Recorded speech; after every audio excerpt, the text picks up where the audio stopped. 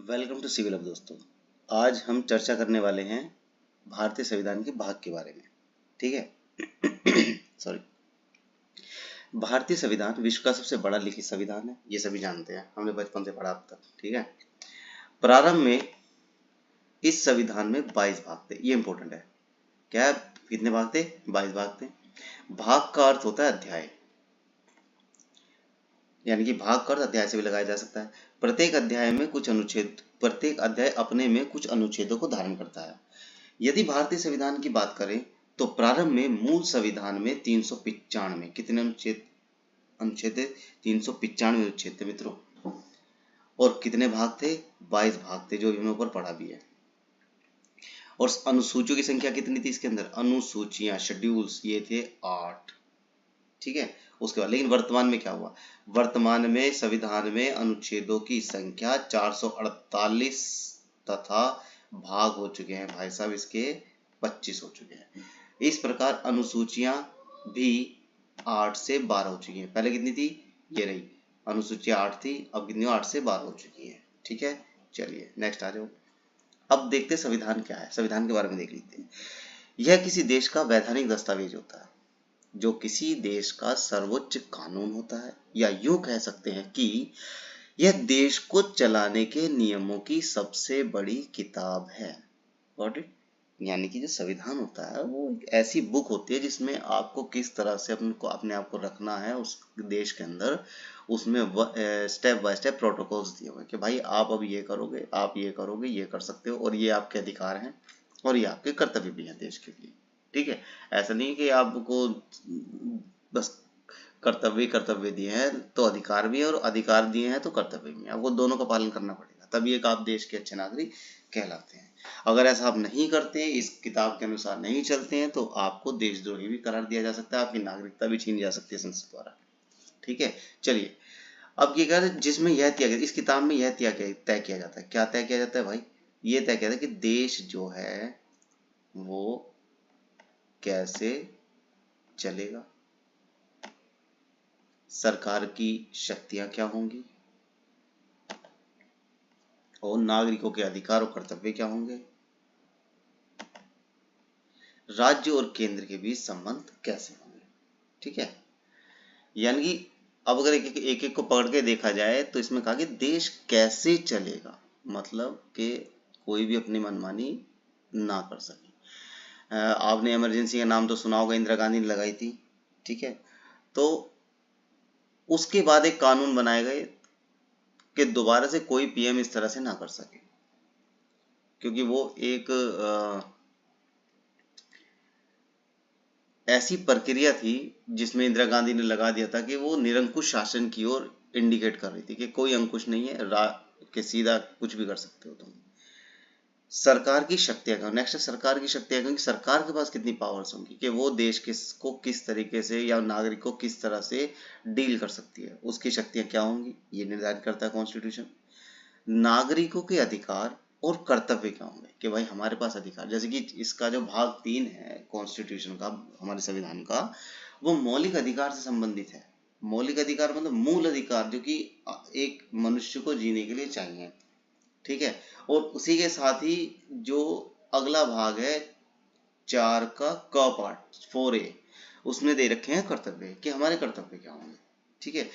राज्य और केंद्र के बीच संबंध कैसे होंगे? नेक्स्ट है राज्य और केंद्र के बीच। राज्य जैसे मान लीजिए उत्तर प्रदेश है, उत्तर प्रदेश का जो सेंट्रल मिनिस्ट्री है, जो हमारे माननीय प्रधानमंत्री जी की मिनिस्ट्री है, उनके बीच किस तरह से रिलेशन होंगे, किस तरह से संबंध कायम होंगे, ये भी कौन हमें बताएगा? ये हमें बताएगा हमारा संविधान, जो कि विश्व का सबसे बड़ा संविधान है लिखित। ठीक है। चलिए नेक्स्ट पेज चलते हैं दोस्तों। इसमें आ गया आपके संविधान के भाग के बारे में। मोस्ट इंपोर्टेंट क्वेश्चन आते हैं इसके अंदर से, आपको दिया जाएगा पेपर के अंदर के समथिंग समथिंग किस भाग से रिलेट करता है, और भाग नीचे दिए होंगे तो 4 ऑप्शन में से एक ऑप्शन आपको चूज करना पड़ेगा। तो प्लीज इसको ध्यान से पढ़ लेना, ये मोस्ट इंपोर्टेंट टॉपिक है इसका। ठीक है। चलिए संविधान के भाग के बारे में बात करते हैं। एक तरफ संविधान के भाग है, दूसरी तरफ अनुच्छेद है हमारे। चलिए, भाग एक, संघ और उसका राज्य क्षेत्र। ये बताता है, ये जो भाग है ये हमें ये बताता है कि भारत की सीमा कहाँ तक है। यानी कि भारत के अंदर वर्तमान में आप जानते ही होंगे, पढ़ने लिखने वाले बच्चे हैं, 28 राज्य हैं और 8 केंद्र शासित प्रदेश हैं। तो ये सारा का सारा जो है किसके अंदर है, भाग एक के अंदर है। हम कहाँ से हम अपने क्षेत्र को काट सकते हैं, पीट सकते हैं, कुछ भी क्या जो भी कुछ कर सकते हैं देश में अपनी अपनी बाउंड्रीज के साथ, वो सब किस में दिया गया है, भाग एक के अंदर दिया। आगे चर्चा होगी इसके बारे में जब इस विषय पर पहुंचेंगे। तो ये है अनुच्छेद 1 से 4 तक। ठीक है, आ जाता है आपका भाग 2, नागरिकता। नागरिकता जो कि मोस्ट इंपोर्टेंट किसी भी व्यक्ति के लिए, जैसे अभी लेटेस्ट आप लोग देख रहे हैं कि हम बांग्लादेशियों को अपने देश से खदेड़ रहे हैं। क्यों खदेड़ रहे हैं? क्योंकि उनके पास हमारे देश की सिटीजनशिप नहीं है, वो जिस देश के निवासी है वहीं जाना पड़ेगा। ठीक है, तो भारतीय नागरिकता भाग 2 अनुच्छेद 5 से 11 के अंदर ये दिया हुआ है। आ गया था भाग 3, जिसकी मैंने अभी भी चर्चा करी थी, मूल अधिकार, फंडामेंटल राइट्स, जो कि 12 से 35 तक है। ठीक है, कहाँ तक है? 12 से 35 मोस्ट इंपोर्टेंट टॉपिक है, जहां से क्वेश्चन आने की संभावना बहुत ही ज्यादा होती है। तो प्लीज इसको लर्न बाय हार्ट कर लेना यार। नेक्स्ट आता है भाग 4, नीति निदेशक तत्व। ठीक है, 36 से 51 तक है। नीति निदेशक तत्व का मतलब यह है कि ये जो दिया गया है ये सरकार को दिया गया, भाई तो आपको ऐसे काम करना है। ठीक है, डीपीएसपी इंग्लिश में इसे बोलते हैं। चर्चा होगी, सब होगी चर्चा इन सब के बारे में। नेक्स्ट आ जाओ, भाग 4 है, अभी भी कहा था किस क्या है उसके अंदर, उसके अंदर है आपका मूल कर्तव्य। मूल कर्तव्य, ये रहा मूल कर्तव्य भाई, ये रहा मूल कर्तव्य। इसके अंदर ये मूल कर्तव्य 11 प्रकार के मूल कर्तव्य हैं इसके अंदर, जो कि हम पढ़ेंगे। 51A अनुच्छेद इससे क्या डिनोट है, 51A। 51A इसको डिनोट करता है, मूल कर्तव्य को। आ जाता है भाग 5, जिसके अंदर बात की गई है संघ की, जो कि 52 से 151 तक है अनुच्छेद।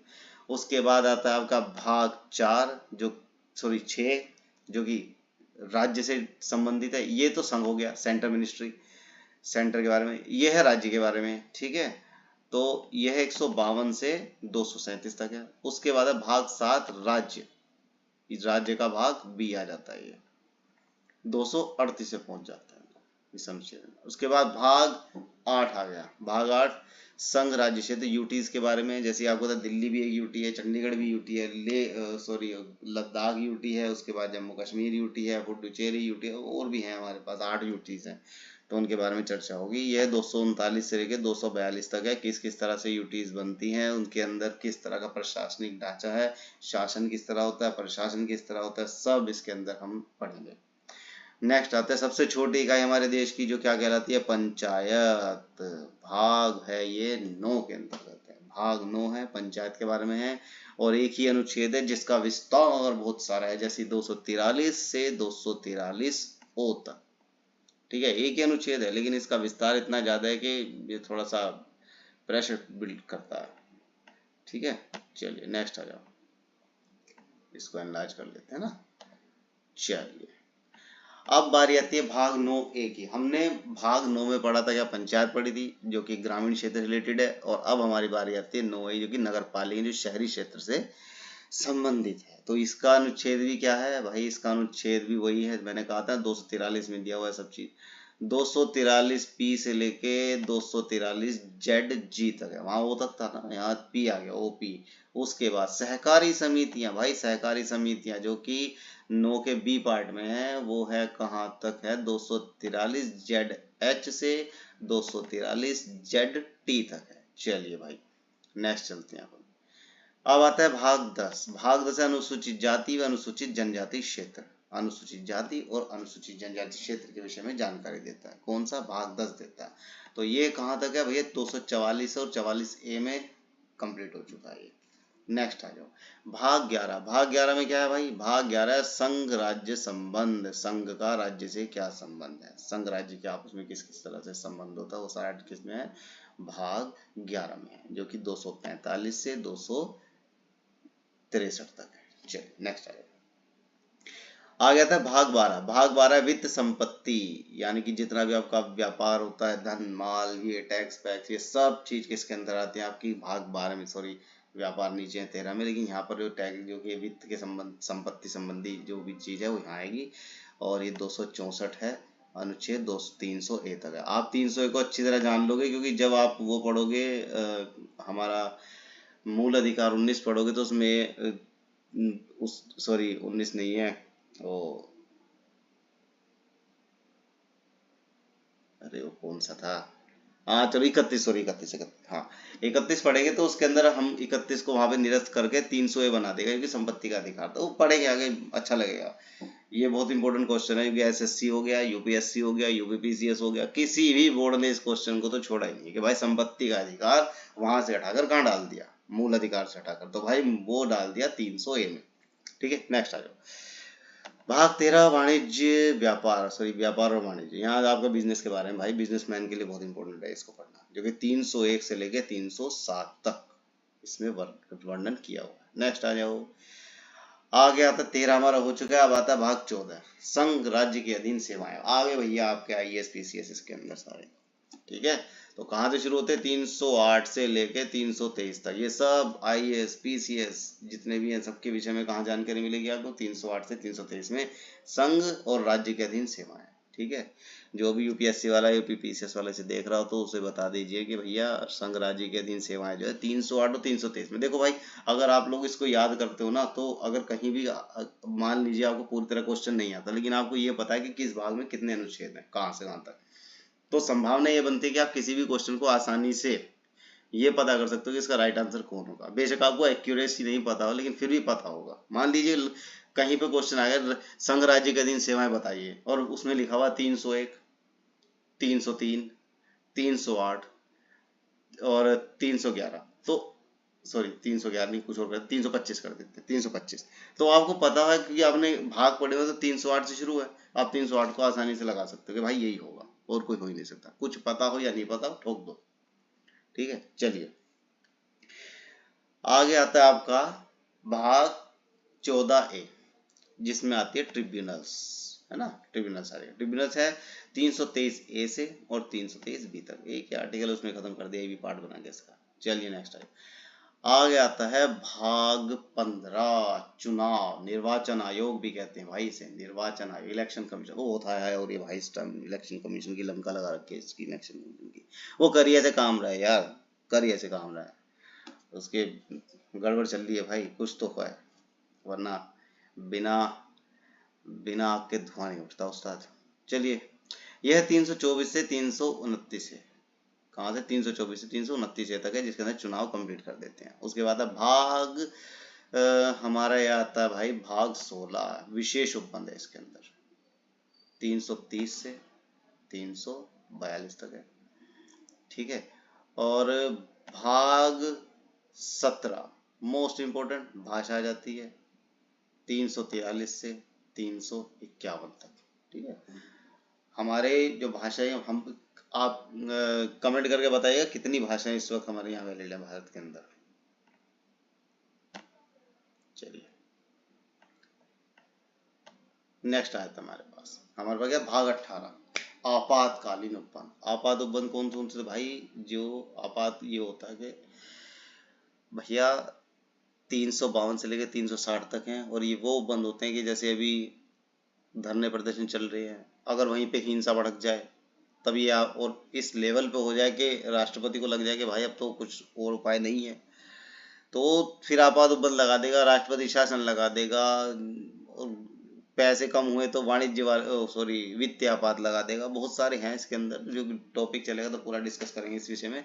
तो ये आपात उपबंध जो फ्रेंड्स आपके सामने है, ये है 352 से लेके 360 तक, 360 तक ये आपके आपात उपबंध हो गए। ठीक है, उसके बाद आता है आपका भाग 19 जो विविध है, मतलब अनइम्पोर्टेंट, इतना इम्पोर्टेंट तो नहीं है, फिर भी हम डिस्कस जरूर करेंगे इसके विषय में, इतनी दूर से क्वेश्चन नहीं आता।